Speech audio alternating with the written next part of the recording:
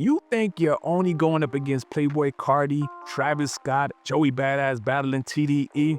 Nah, listen, this is the competition. TikTok.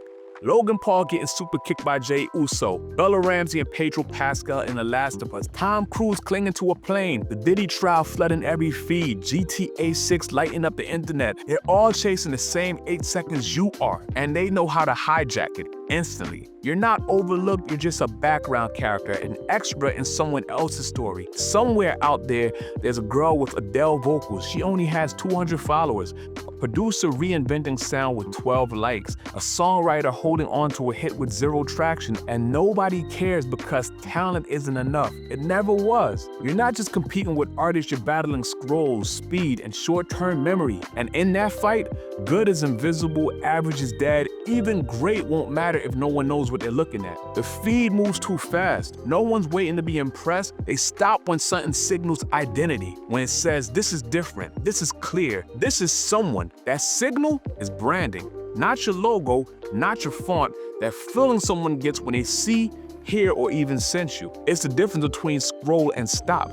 No brand, you're not a secret genius, you're a glitch in the feed, gone before they even hit play. Your brand isn't built in Photoshop, it's built in patterns, the caption style, the silence, the rituals, the reason you vanish, the way you return, the color you wear, the chaos you bring, the fingerprint you leave every time. It's how fast someone can recognize you without hearing a note. No context, no sound, just energy, presence, code. I know an artist whose studio is the backseat of a car. Every freestyle is filmed there. No fancy lights, no edits, just motion and people wait. That's brand. Another only drops on full moons. One creates fake label drama for every release. One wears the same hoodie, same spot, same pose every time. You see it once and it sticks. Branding isn't what you post, it's what gets remembered without effort. And when done right, you don't chase attention, you become gravity. People don't follow songs, they follow signals. The drop might be genius, but what gets saved,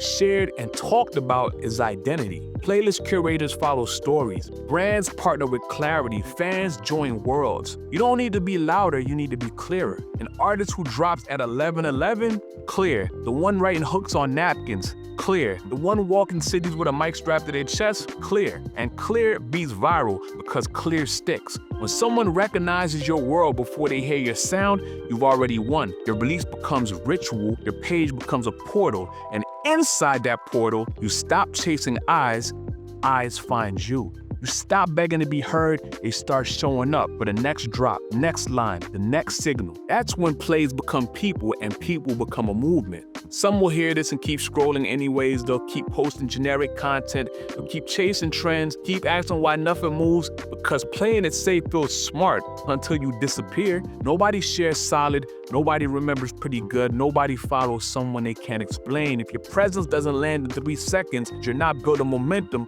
you're burning it. You don't get attention by hoping, you get it by being undeniable. The algorithm isn't broken, your clarity is. You don't need stronger hashtags, you need a stronger system. Ask yourself, are you building playlists or building presence? One fades, the other creates culture. Let's strip this down real quick. Think of the creators you follow religiously. You can describe them in one sentence. That's not coincidence, that's architecture. Now flip the mirror. Did someone describe you that way? If not, don't panic, just get specific. You don't need more content, you need a signature. Something people feel without explanation. Something that shouts you without a caption. The singer who only performs while her food delivery is on the way. Every song exactly as long as the estimated delivery drive. When the doorbell rings, the song ends mid-note. The producer who hides his phone numbers in his beats. Fans spend hours decoding them, half connect to random voicemails he left himself. These aren't quirks, they're constructs. And constructs turn impressions into obsession. They create recall, they build legend.